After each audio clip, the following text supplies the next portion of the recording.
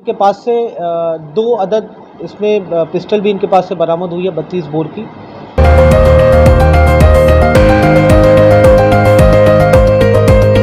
अपराध की आड़ में शातिर लोग कैसे बन गए पत्रकार। जागो यूपी पुलिस, अब आपकी बारी। अगर अब नहीं तो कब चलेगा इन पर अभियान।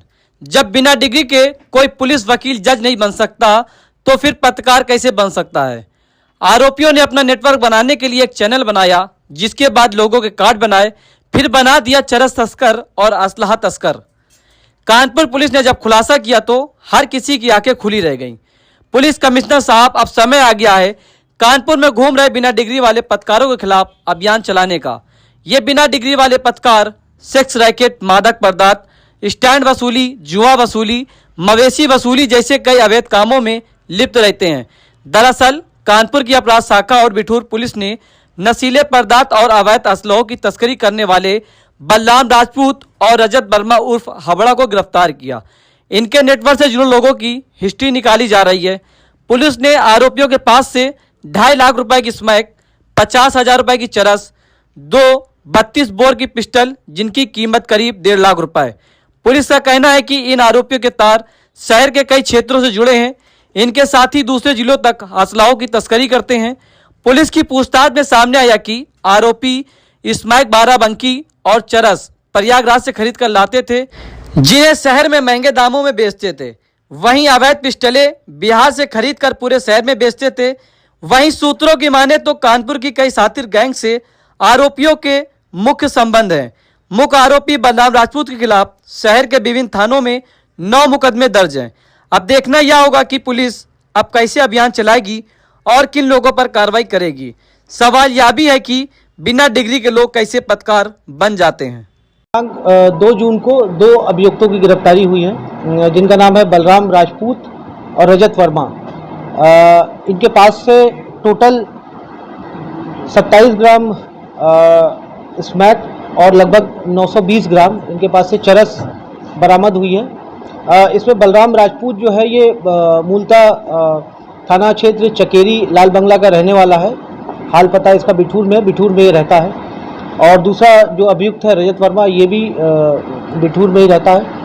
इनकी गिरफ्तारी हुई। इनके पास से 2 अदद इसमें पिस्टल भी इनके पास से बरामद हुई है 32 बोर की। जब इनको गिरफ्तार करके जब इनसे पूछताछ की गई, इंटरोगेशन किया गया तो पता चला कि ये जो स्मैक है ये लोग टिकरा बाराबंकी से ये लोग लाते थे और यहाँ पर इसको महंगे दामों में ये लोग बेचते थे।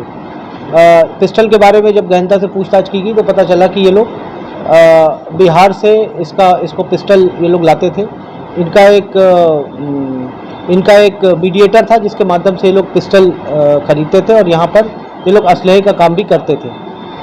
इसमें और कौन कौन लोग शामिल हैं इस पूरे व्यापार में, आर्म्स के इसमें ट्रेड में और कौन कौन लोग शामिल है, इसके बारे में भी हम लोग जानकारी कर रहे हैं। इनके जो मोबाइल्स हमें बरामद हुए, इसमें कुछ मोबाइल नंबर्स हमें मिले हैं, उनको भी हम लोग सर्विलांस पे लगा करके उनकी ट्रैकिंग हम लोग कर रहे हैं। और इसमें जो आगे जो भी एविडेंसेस आएंगे, तथ्य आएंगे, उनके आधार पे हम लोग कार्रवाई करेंगे। अभी फिलहाल इन 2 अभियुक्तों को गिरफ्तार करके न्यायिक हिरासत में इन्हें भेजा जा रहा है। जो बलराम है, इसका लंबा चौड़ा आपराधिक इतिहास रहा है इस अभियुक्त का। थाना बिठूर में इसके विरुद्ध कई सारे मुकदमे, कुल अभी तक जो प्रकाश में आए हैं टोटल 9 अभियोग इसके विरुद्ध प्रकाश में आए हैं। अभी हम लोग DCRB के माध्यम से और भी चीज़ें पता करने का प्रयास कर रहे हैं। बिठूर में और चकेरी में खासतौर से इसके विरुद्ध कई सारे अभियोग पंजीकृत हैं। ये शातिर अपराधी है, जैसा कि आपने बताया है। ऑलरेडी इसका 2 बार हाफ एनकाउंटर हो चुका है और ये इस कारोबार में, इस व्यापार में, ये चरस और गांजे का जो व्यापार है, इसमें ये काफ़ी लंबे समय से ही लिप्त रहा है। कितने वेपन्स लगभग इसने अभी जो इनिशियल जो हमारी प्रिलिमिनरी जो पूछताछ हुई है, इसके आधार पर 10 से अधिक बार जो है ये बिहार से ये वेपन्स लाया है और यहाँ पर इसने अलग अलग लोगों को अलग अलग समय पर इसने वेपन सप्लाई किए हैं। जिनको इसने वेपन सप्लाई किए हैं उनके बारे में भी हम लोगों ने पूछताछ में उनके नंबर्स और उनके नाम, मोबाइल नंबर्स वगैरह पता हम लोगों ने नोट डाउन किया है और हम लोग उनके ऊपर भी कार्रवाई करेंगे, उनकी तलाशी भी लेंगे। यदि उनके पास से वेपन्स मिलता है तो उसके आधार पर कार्रवाई की जाएगी।